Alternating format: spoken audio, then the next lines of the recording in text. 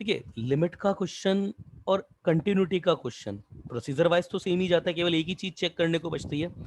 अगर limiting value equal to अगर आपके फंक्शनल वैल्यू के बराबर आ जाते हैं, है ना, और से अप्रोचिंग वैल्यू आरएचएल से और एलएचएल से, मतलब लेफ्ट साइड से और राइट साइड से अगर approaching value equal to functional value आ गई, तो कंटिन्यूटी का क्वेश्चन तो वहीं खत्म हो गया। कंटिन्यूटी का क्वेश्चन बनता है टाइप ऑफ डिसकंटिन्यूटी बताने में, कि ये कौन से टाइप की डिसकंटिन्यूटी है। तो बता दिए, रिमूवेबल में 2 होते हैं और नॉन रिमूवेबल में 3 होते हैं। ठीक है ना। तो चलिए अब आगे देखते हैं, कुछ थ्योरम्स देख लेते हैं जो हेल्पफुल है। तो चलिए आगे देखते हैं some theorems. Theorems on continuity. Theorem theorems on continuity. Theorem तो क्या होता है, एक छोटे छोटे रूल्स हैं सब, है ना। तो देख लेते हैं भाई। फर्स्ट थ्योरम, थ्योरम 1, क्या इसका स्टेटमेंट है पहले देख लेते हैं। तो थ्योरम बोलते हैं sum comma difference comma product comma question and question. किसी बच्चे का मैसेज आया है।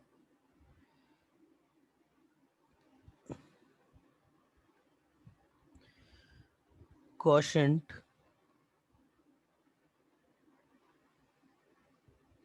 Of two continuous function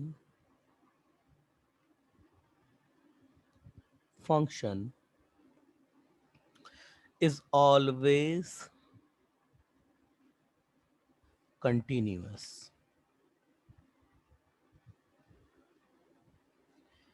Continuous function. However, hx equal to f of x upon g of x is all continuous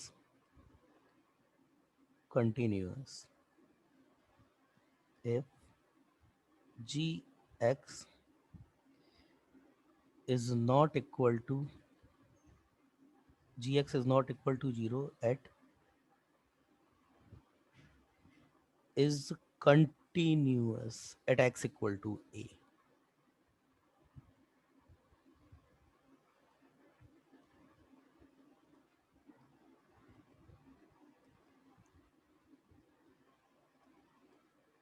ठीक है। अब ये तो कोई बहुत बड़ी बात नहीं है भाई, मैं आपसे बोलता हूँ कि दो फंक्शन है मेरे पास, एक मैंने बोल दिया आपको एफ ऑफ एक्स है, और दूसरा मैं बोल देता हूँ भाई आपको जी ऑफ एक्स है, और मैं बोल देता हूँ कि ये दोनों कंटिन्यूअस है। अब अगर ये दोनों फंक्शन कंटिन्यूअस है ना, तो फिर यहाँ पर तो कोई कॉन्ट्राडिक्शन क्रिएट नहीं हो सकता कि क्या इसका एडिशन करें या इसका सब्ट्रैक्शन करें, हर जगह कंटिन्यूअस होगा। भाई अगर मेरे पास दो फंक्शन है, उनका ग्राफ अगर मैं बनाऊं, हर जगह कंटिन्यूअस है, हर जगह कंटिन्यूस इनके ग्राफ। तो इनको अगर आप ग्राफ को ऐड करेंगे या सब्ट्रैक्ट करेंगे, तो हर क्वांटिटी या हर नंबर ऑफ पॉइंट एक्स की हर वैल्यू के लिए आपको कोई ना कोई फाइनाइट नंबर ऑफ क्वांटिटी मिलेगी ऐड या सब्ट्रैक्ट करने के लिए, एज वेल एज डिवाइड और मल्टीप्लाइड करने के लिए। तो अगर मेरे पास दो फंक्शन कंटिन्यूस है, तो देखो लिमिट में भी यही होता है, अगर दोनों फंक्शन कंटिन्यूस है ना, फिर सोचने की जरूरत नहीं पड़ती है। तो इनका एडिशन कर लो, सब्ट्रैक्शन कर लो, मल्टीप्लीकेशन कर लो, सब कंटिन्यूअस होता है, डिवीजन भी कंटिन्यूअस होता है, बट एक जो मैथमेटिक्स की कंडीशन, क्योंकि यहाँ पर ये कंटिन्यूटी या लिमिट की कंडीशन नहीं है, ये तो ओवरऑल मैथ की कंडीशन होती है कि भाई डिनोमिनेटर जीरो नहीं होना चाहिए। तो बस ये denominator x equal to a पर जीरो नहीं हो जाए, बाकी तो हर जगह कंटिन्यूअस है। तो ये तो कोई बहुत बड़ी बात है नहीं, है ना। ये तो थ्योरम का एक छोटा सा स्टेटमेंट है, जो शायद अगर हमको कोई नहीं भी बताता तो भी अंडरस्टूड था, है ना।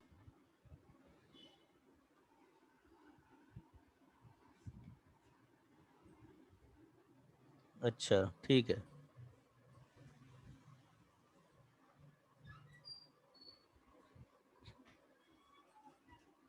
ठीक है, ठीक है, ठीक है, ठीक है। If f of x is continuous and g of x is discontinuous,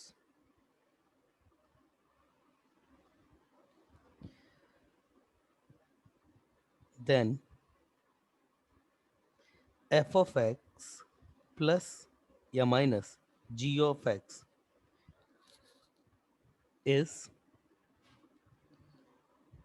is also discontinuous at x equal to a आएगा ना, ये discontinuous at x equal to a है ना। ये एग्जाम्पल नहीं, ये तो नोट होना चाहिए आपका, ये स्टार पॉइंट या नोट तो क्या कहते हैं, स्टार पॉइंट। भाई मैं आपको बोलता हूँ, चलिए मैंने h ऑफ x डिफाइन किया, ये f ऑफ x है, और यहाँ पे चलिए ये प्लस ले लिया या माइनस ले लिया, ये मेरे पास यहाँ पे g ऑफ x है।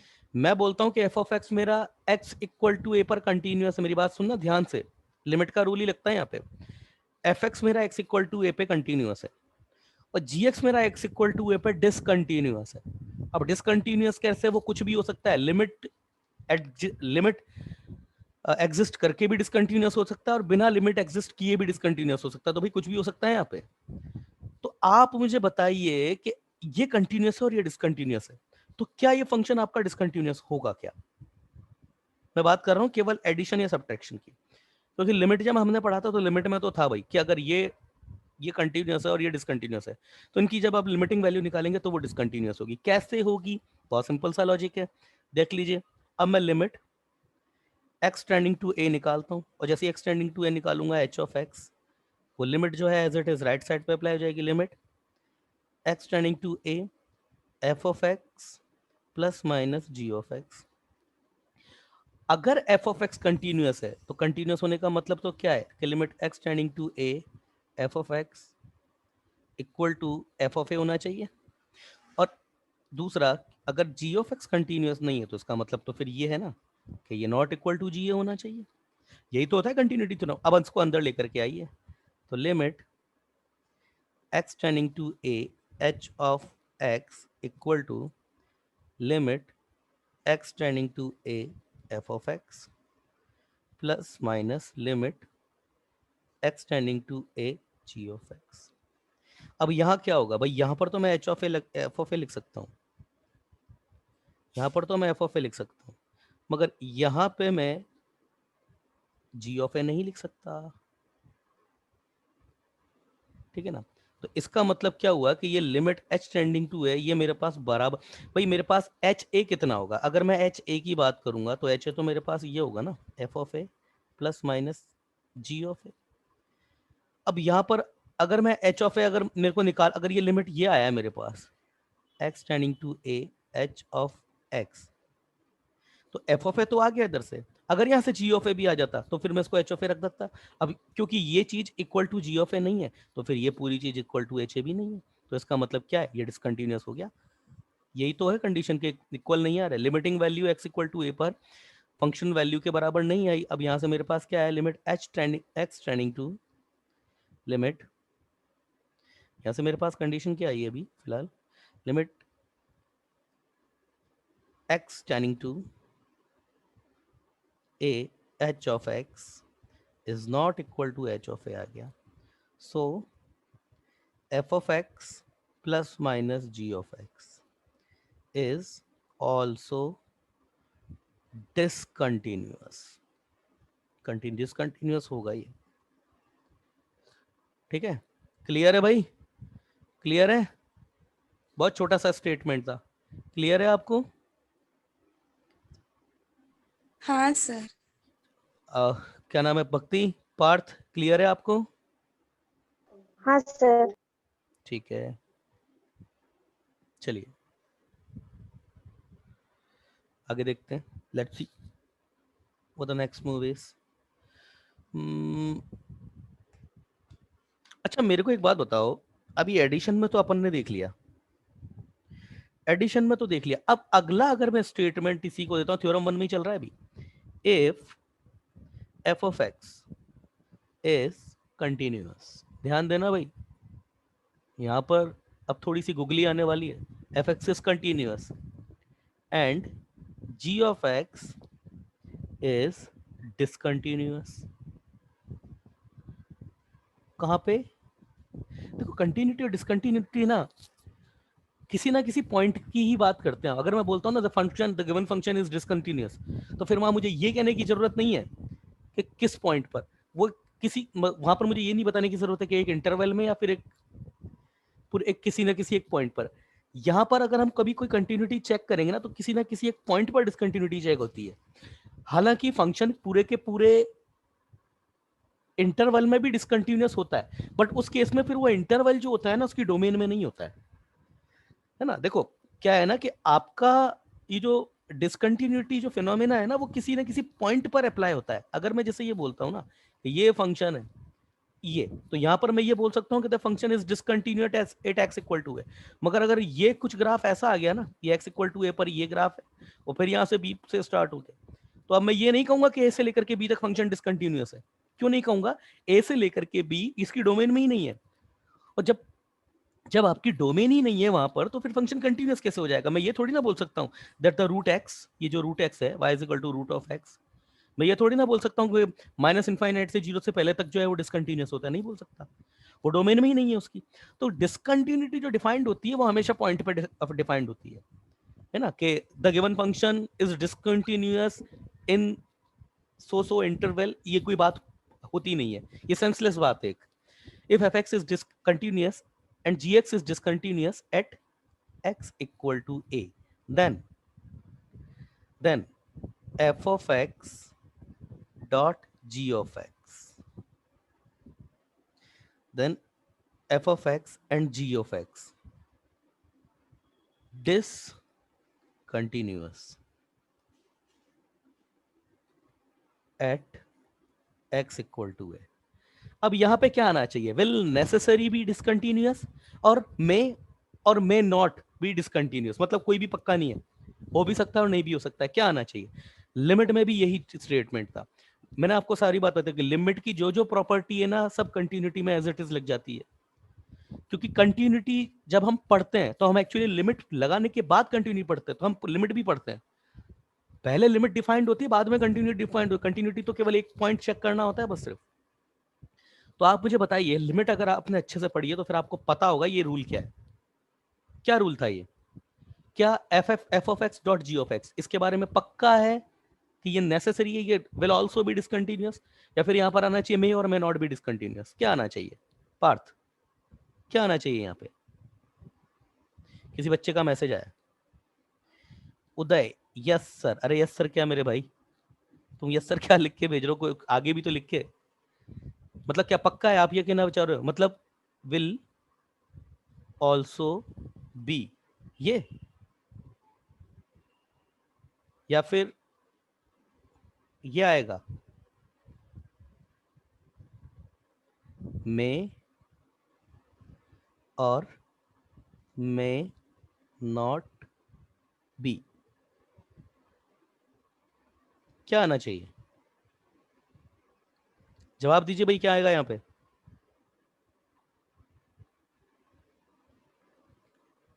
रिप्लाई दीजिए, क्या आएगा? अमृता बताओ क्या आएगा? क्या ये फंक्शन डेफिनेटली डिसकंटिन्यूअस होगा या नहीं होगा? अरे बोल के बता दो भाई। मे, बिल्कुल सही, मे May or may not be. May not B, मतलब कोई पक्का नहीं है, अच्छे से नहीं लिखा गया। थोड़ा सा चेंज कर देता हूँ उसको। डिसकंटिन्यूअस इज नॉट नेसेसरी, हटाना ही पड़ेगा पूरा।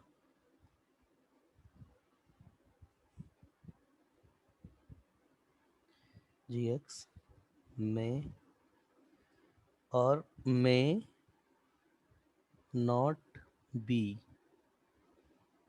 Discontinuous at x equal to ए।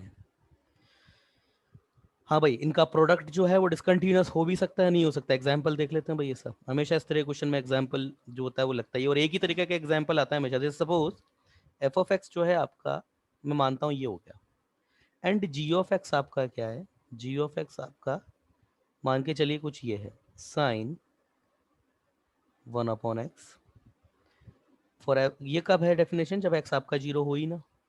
और अगर इधर मैं बात बताऊं तो ये आपका 0 है कब, जब x इक्वल टू 0। तो अब देखिए, अगर मैं फंक्शन आपको ये देता ना, सिर्फ सिर्फ अगर मैं बोलता कि फंक्शन यही है, तब फिर यहां पर कंटिन्यूटी और डिसकंटिन्यूटी की बात ही पैदा नहीं होती। क्यों नहीं बात होती? x इक्वल टू 0 इसकी डोमेन में ही नहीं है। और अगर मैं यहां से अब f of x dot g of x को निकालता हूं, तो अब मेरे को क्या करने का, इसकी डोमेन इंटरसेक्शन इसका डोमेन, तो x इक्वल टू 0 अपने आप आपका डोमेन से हट जाएगा।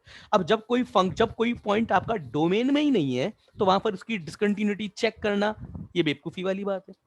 डिसकंटिन्यूटी हमेशा डोमेन में चेक करी जाती है ना, कि फंक्शन आपका उस पॉइंट के आसपास डिफाइंड हो चल जाएगा, है ना, उस पॉइंट पर केवल डिफाइंड नहीं हो और अलग से डिफाइंड हो रहा। अभी तक हम ऐसे ऐसे ही तो करते हैं। एक नेस्टेड फंक्शन होता है, जैसे ये नेस्टेड फंक्शन है आपका, ये आपका एक नेस्टेड फंक्शन है।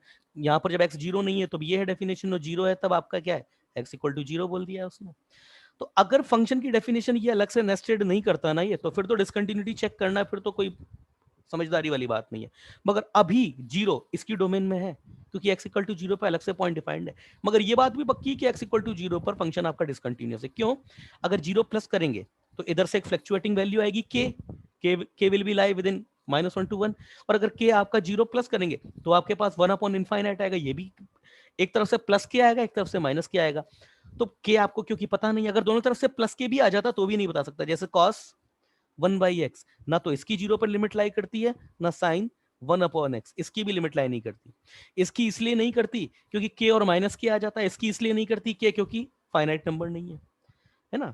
तो हालांकि इसकी लिमिट साइन 1/x की लिमिट ना लाई करने के पीछे भी वो आपका फाइनाइट नंबर नहीं है, वही लॉजिक है ना। मगर क्योंकि साइन 1/x में दिखता है कि एक तरफ से नंबर पॉजिटिव आ रहा है, दूसरी तरफ से नेगेटिव आ रहा है, जो कि पॉसिबल नहीं है। मगर है ना, cos 1/x में कई बार बच्चों को ये गलतफहमी हो जाती है कि नहीं, ये तो जो है इसकी तो लिमिट एग्जिस्ट कर जाती है, तो वो फाइनाइट नंबर नहीं होता, इसलिए हम नहीं कहते वहां पे। ये बात अपन ने कल डिस्कस करी थी।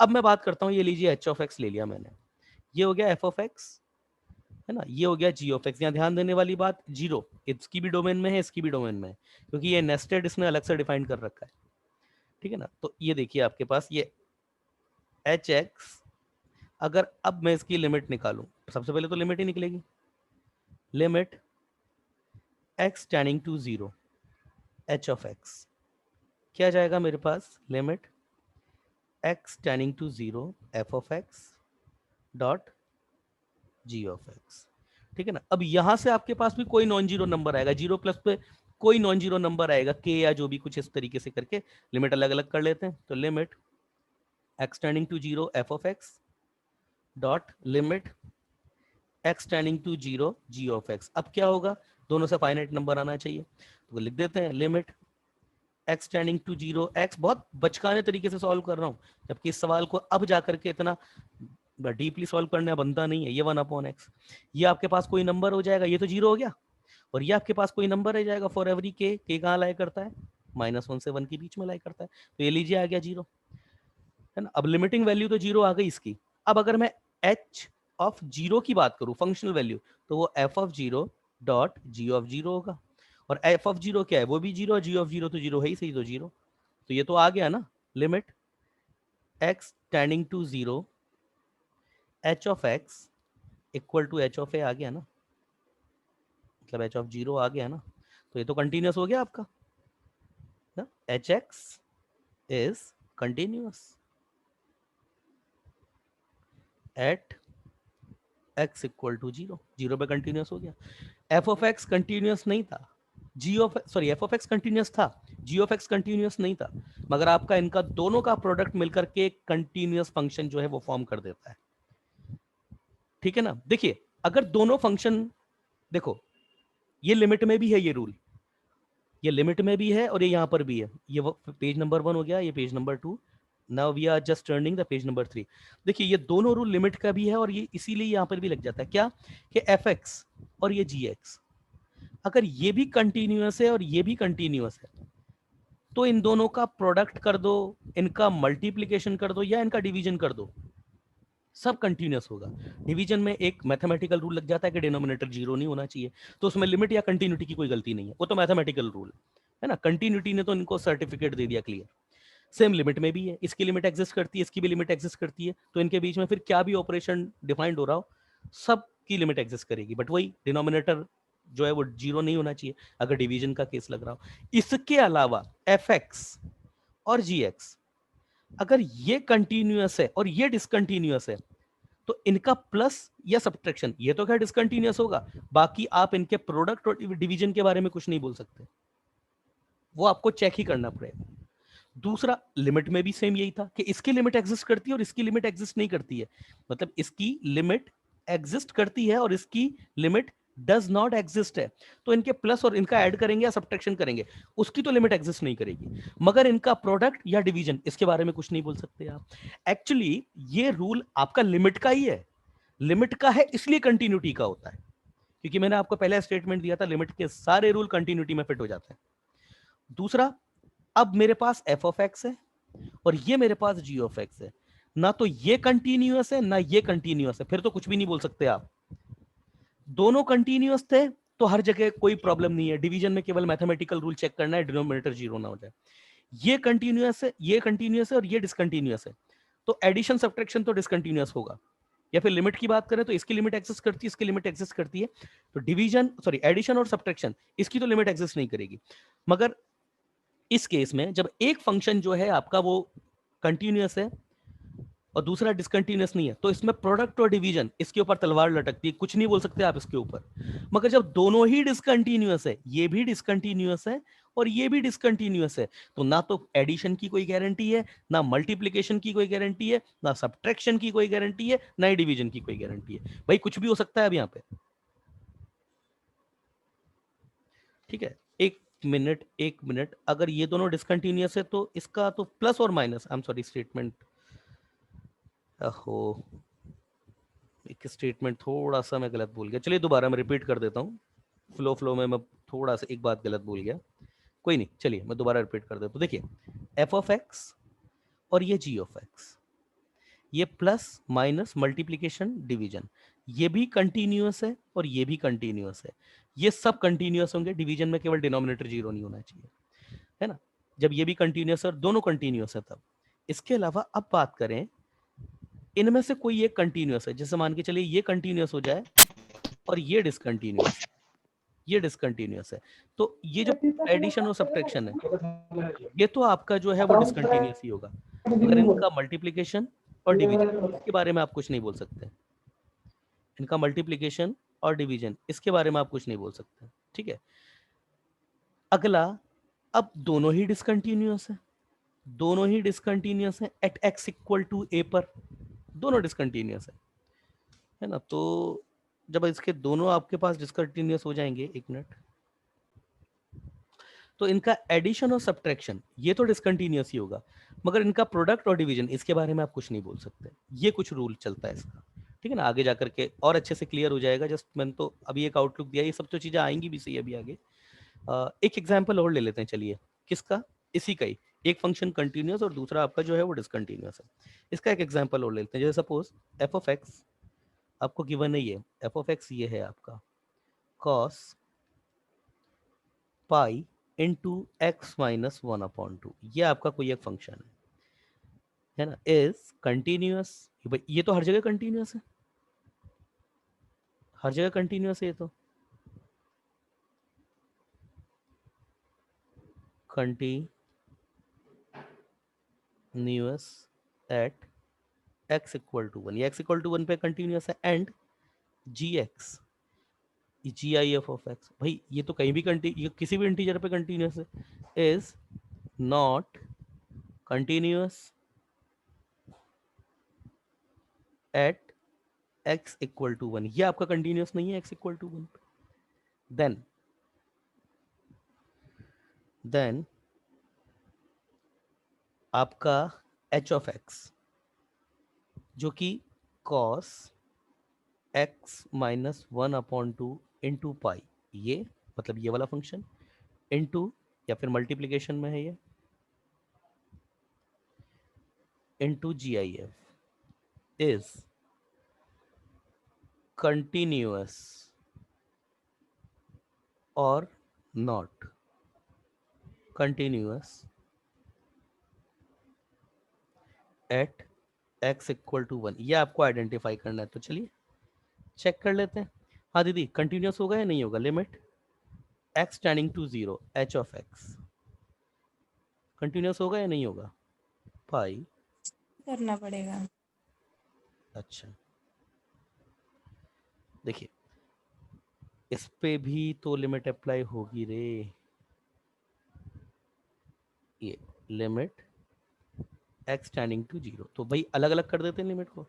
तो limit x tending to 0 cos pi x minus 1/2। Limit 0 पे थोड़ी बेटा 1 पे चेक करनी लिमिट, तो 1 पे चेक करनी लिमिट, तो ये 1, ये भी 1 into ji I F of, अलग करी ना लिमिट,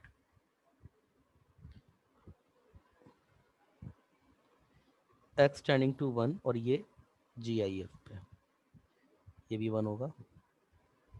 अब देखिए π/2, अब जैसे मैं इसमें यहाँ पे देखिए 1 प्लस और 1 माइनस ऐसे कुछ रखने की जरूरत नहीं है। मैं जैसे ही यहाँ पे, ये तो एक फाइनाइट नंबर आ रहा है ना, फाइनाइट नंबर आ रहा है ये तो। भाई मेरे पास लिमिट तो मैं तब चेक करूँ ना जब मेरे पास प्रॉब्लम तो लिमिट निकालने की तब है जब कोई इनडिटर्मिनेंट फॉर्म आ रही है। और अगर मेरे पास कोई फाइनाइट नंबर आ रहा है तो limiting value as it is वो फाइनाइट नंबर हो जाता है। तो अगर 1 के आसपास चेक करूं, मैं 1 भी रख दूं यहाँ पे, तो ये तो 0 आ रहा है। तो जब 0 आ रहा है, फाइनाइट नंबर आ रहा है ना, क्या प्रॉब्लम है? तो ये तो 0 हो गया। अब ये कुछ भी होता रहे।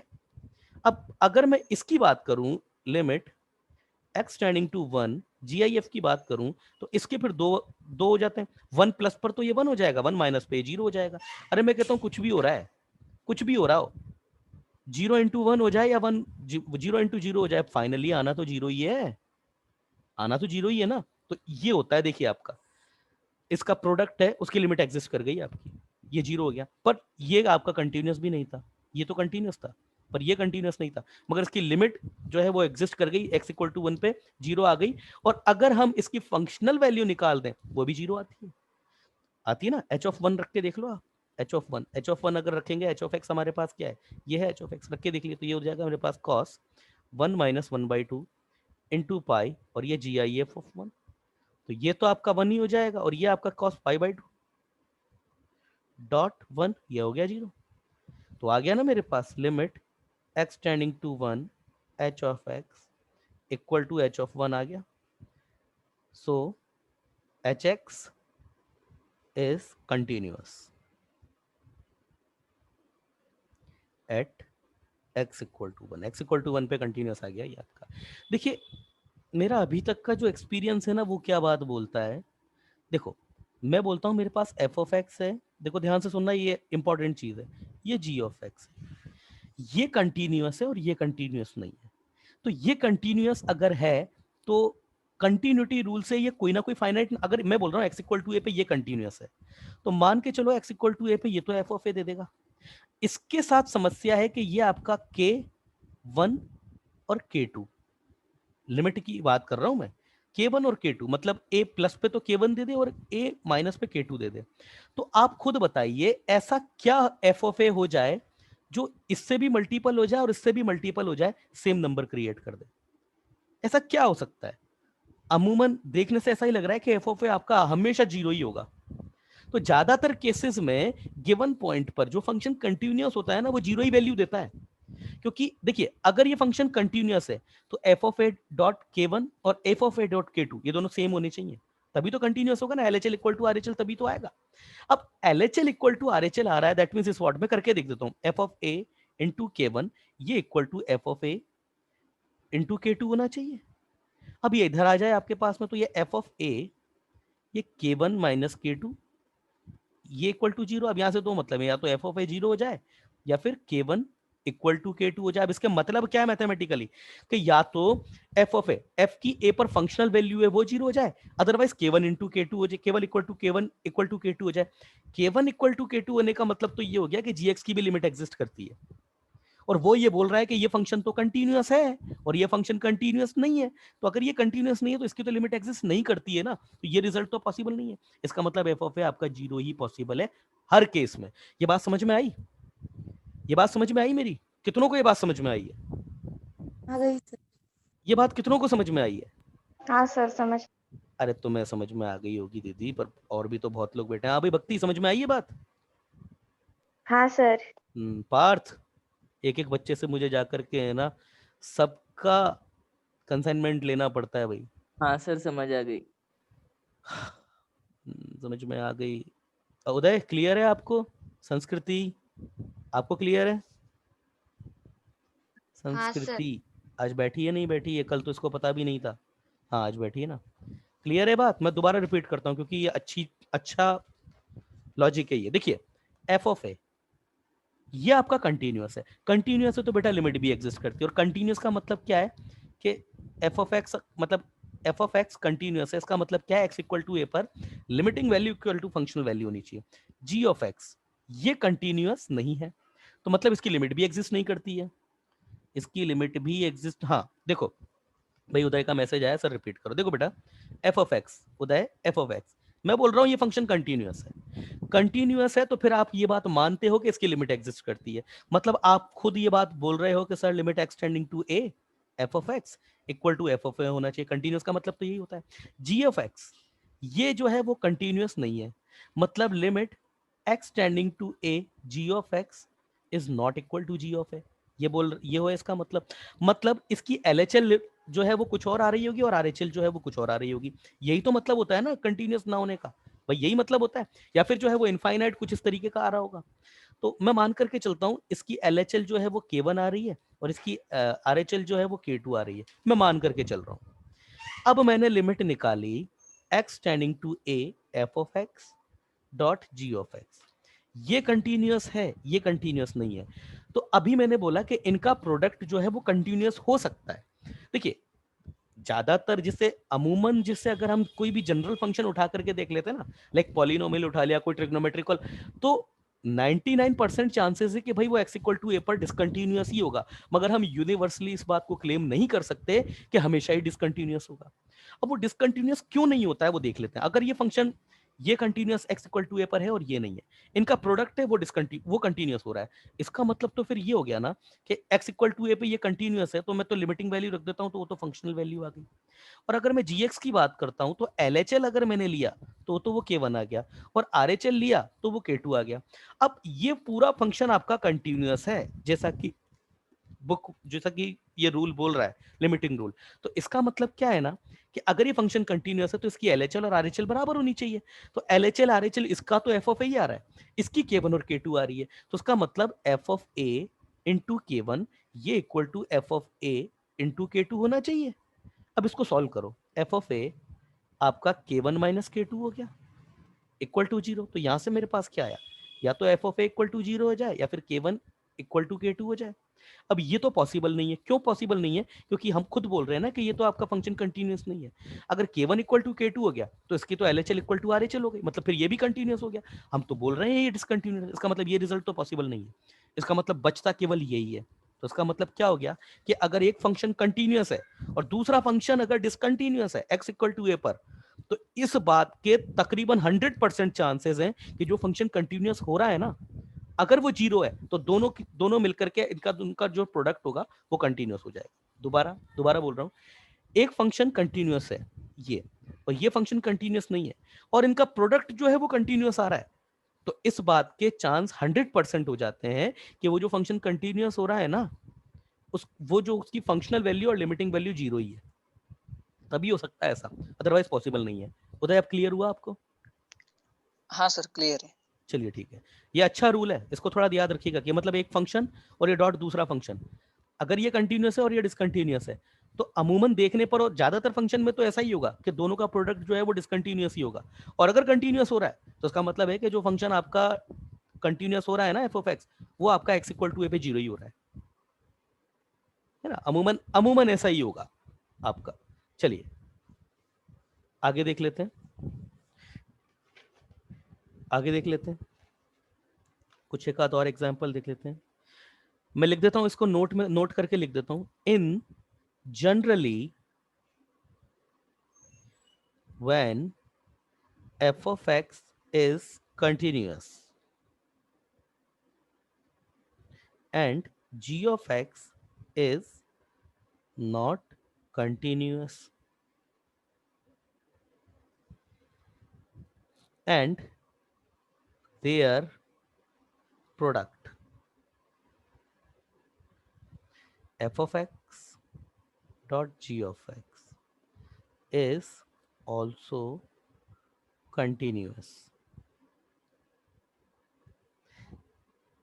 then in generally when f of x is continuous, g of x is not continuous, and their product f of x dot g of x is also continuous, then f of x equal to 0, मतलब f of a equal to 0, या फिर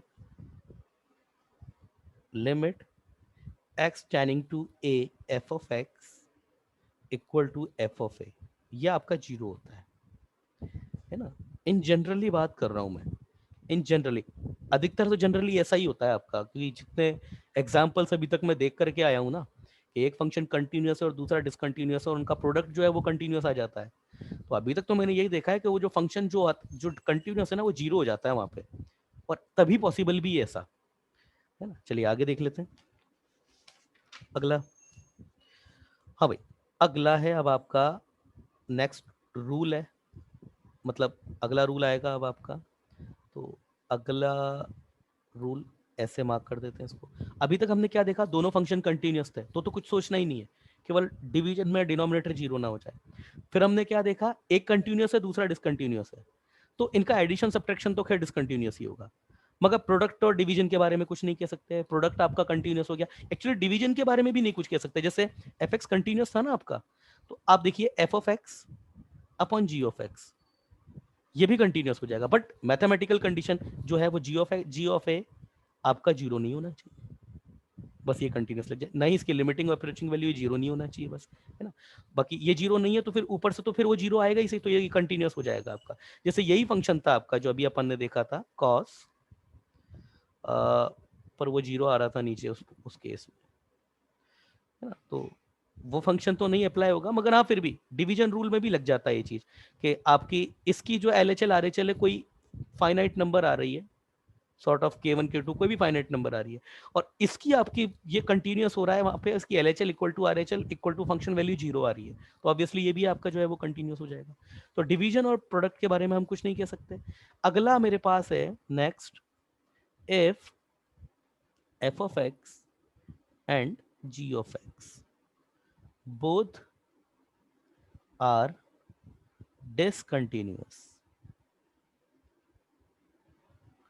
both are discontinuous, सबसे ज्यादा तो यही case है जहां पे परेशानी आती है। Both are discontinuous at x equal to a, then there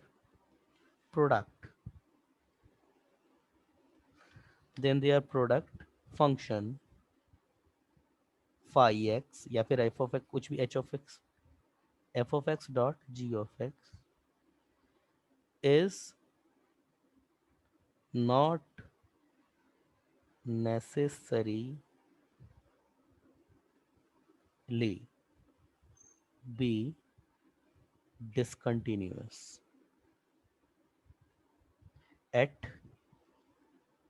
x equal to a। सबसे ज्यादा प्रॉब्लम तो बच्चों को इसी एग्जाम्पल में आती है। बच्चों को देखने में क्या लगता है ना, आप लोगों को क्या लगता है, कई बार बच्चे क्या गलती करते हैं कि यार ये एफ एक्स ये भी डिसकंटिन्यूअस है, ये भी डिसकंटिन्यूअस है, दोनों को देख लेते हैं, मगर आप ये भी डिसकंटिन्यूअस है, ये भी डिसकंटिन्यूअस है, तो प्रोडक्ट तो डिसकंटिन्यूअस होगा ही सही। मगर हर बार जरूरी नहीं होता ऐसा। जैसे एग्जांपल में दूं आपके सामने, एफ ऑफ एक्स सपोज ये है आपका, ये 1 है और ये -1 है। ये कब है, जब x आपका 0 और ग्रेटर देन 0 है। ये कब है, जब x आपका नेगेटिव है। अथर्व, अथर्व स्क्रीन पे उंगली टच मत करो। x ये आपका नेगेटिव हो जाए। दूसरा g ऑफ x, ये है आपका -1 और ये 1, जब x आपका ग्रेटर देन इक्वल टू 0 है और ये नेगेटिव है, ठीक है ना।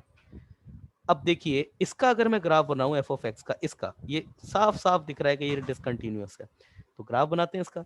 ये आपका क्या है, 0 पर कुछ ऐसा जाएगा, और ये जब नेगेटिव है तो इधर होलो लेगा, ये इधर ऐसा जाएगा।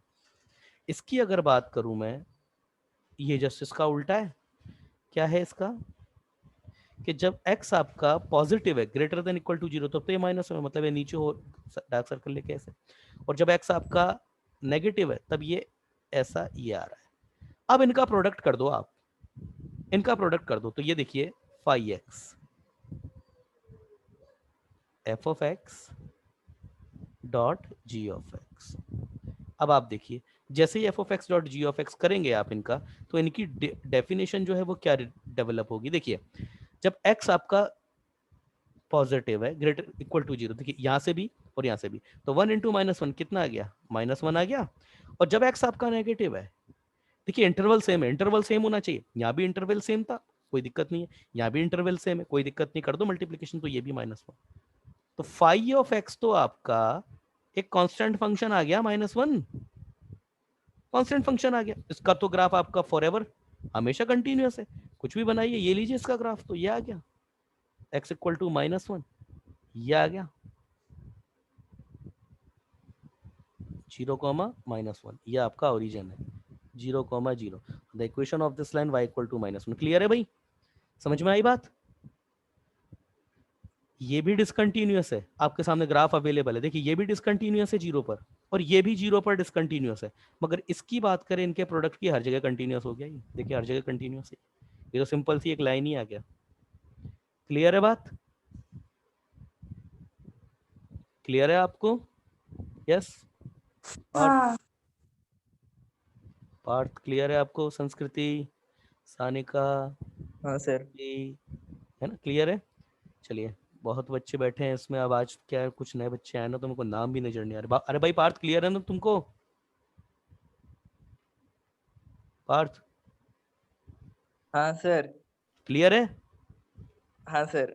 तो ठीक है, कुल मिलाकर के इस कहानी से हमको क्या शिक्षा मिलती है ना, कहानी से एक शिक्षा ये मिलती है कि एफ ऑफ एक्स, मैं दोबारा रिपीट कर रहा हूँ, जी ऑफ एक्स, ये भी कंटिन्यूअस है, ये भी कंटिन्यूअस है, फिर तो कुछ नहीं सोचना, इनका एडिशन प्रोडक्ट डिवीजन, केवल डिवीजन में डिनोमिनेटर जीरो नहीं होना चाहिए, सब जगह कंटिन्यूअस होगा।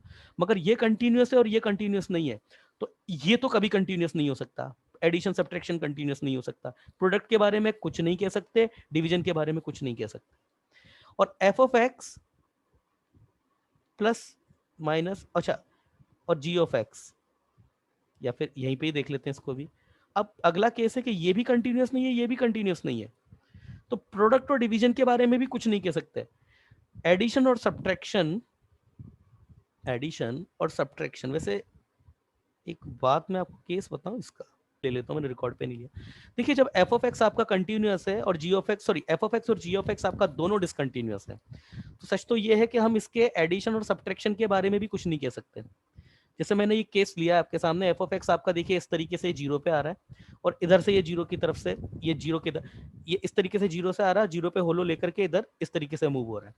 जी एक्स मैंने दूसरा एग्जाम्पल लिया, इस तरीके से 0 पर आ रहा है, इधर से इधर इधर मूव हो रहा है। तो 0 के आसपास अगर देंगे, 0 प्लस पे अगर मैं देखूं तो ये दोनों मिलकर के 0 ही बना रहे हैं। 0 माइनस पे अगर मैं बात करूं तो भी ये दोनों मिलकर के 0 ही बना रहे हैं। और 0 पर अगर मैं बात करूं तो इधर से तो 2 आ रहा है, इधर से -2 आ रहा है, तो 0 पर भी ये दोनों ऐड होकर के 0 ही बना रहे हैं। तो इनका एडिशन जो है ना वो x इक्वल टू 0 पर भी जो है वो कंटिन्यूअस हो गया। अब अगर इनका मैं ग्राफ बनाऊंगा, इनका अगर मैं ग्राफ बनाऊंगा तो 0 से पहले, 0 से पहले, क्योंकि ये दोनों कंटिन्यूअस है तो इनका ग्राफ 0 से पहले भी कुछ भी होगा कंटिन्यूअस ही होगा, 0 के बाद ये भी कंटिन्यूअस है, ये भी कंटिन्यूअस है, तो 0 के बाद भी इनका ग्राफ होगा, दोनों कंटिन्यूअस होगा।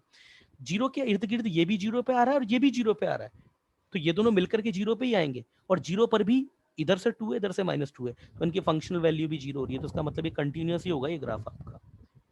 तो इसका मतलब ये हुआ कि अगर आपके दोनों फंक्शन डिसकंटिन्यूअस है तो ना तो उसका एडिशन का कोई भरोसा है, ना ही उसके सब्ट्रैक्शन का कुछ भरोसा है, ना उसके डिवीजन का, ना ही उसके प्रोडक्ट का कुछ भरोसा है।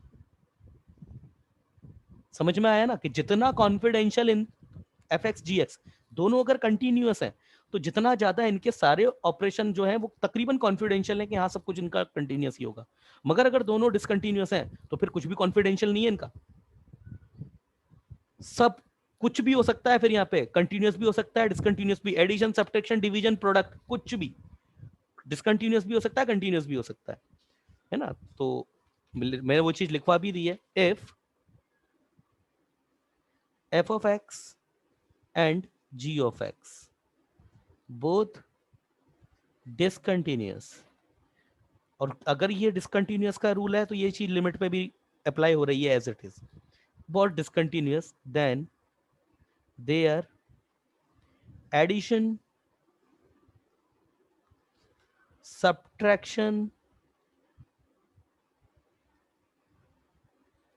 division and product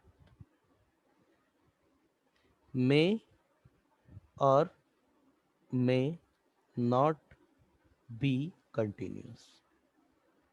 कुछ भी नहीं बोलो, कुछ भी हो सकता है भाई, हो भी सकता है कंटिन्यूस और नहीं भी हो सकता है, ठीक है ना। अच्छा अच्छा है ये रूल है, ये अच्छा स्टार रूल लगा रहे हैं इसके ऊपर, अच्छा रूल है, ठीक है ना। How much time is left now? Yes, there are still 5 minutes left.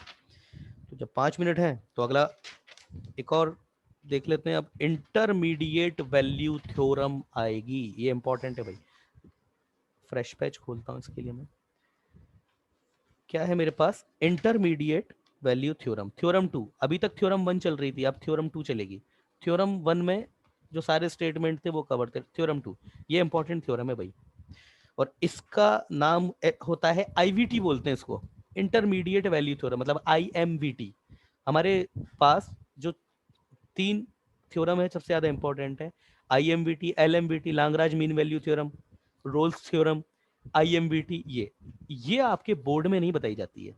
तो ये है हमारे पास intermediate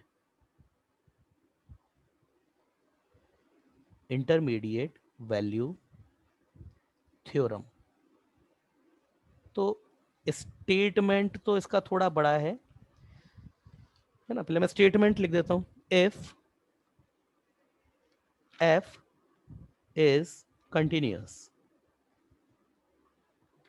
if f is continuous on a comma b and f of a is not equal to f of b। देखो ध्यान रहे, continuous बोला है ये कंटिन्यूस होना चाहिए। सबसे बच्चे इसको भूल जाते हैं कई बार, और इसी चीज का फायदा उठा करके घुमाता है फिर वो बहुत। कंटिन्यूस, दोनों कंटिन्यूस फंक्शन जो है वो कंटिन्यूस होना चाहिए। if f and b both are, sorry, if f is a continuous function, किसमें? a से ले, क्लोज इंटरवल a और a कॉमा b में, और fa is equal to, is not equal to fb है, then for any value c, और c कहाँ आपकी लाई करती है? a और b के बीच में लाई करती है, open interval a comma b, a और b के बीच में कहीं ना कहीं लाई करती है। सॉरी, c आपका रेंज की बात, रेंज पर f ऑफ a से f ऑफ b इस रेंज में लाई करती है y एक्सिस पर, देन नहीं, देयर एग्जिस्ट एट लीस्ट, एक तो कंटिन्यूअस इंपॉर्टेंट वर्ड है, दूसरा ये at least one number x not in a comma b for which f of x naught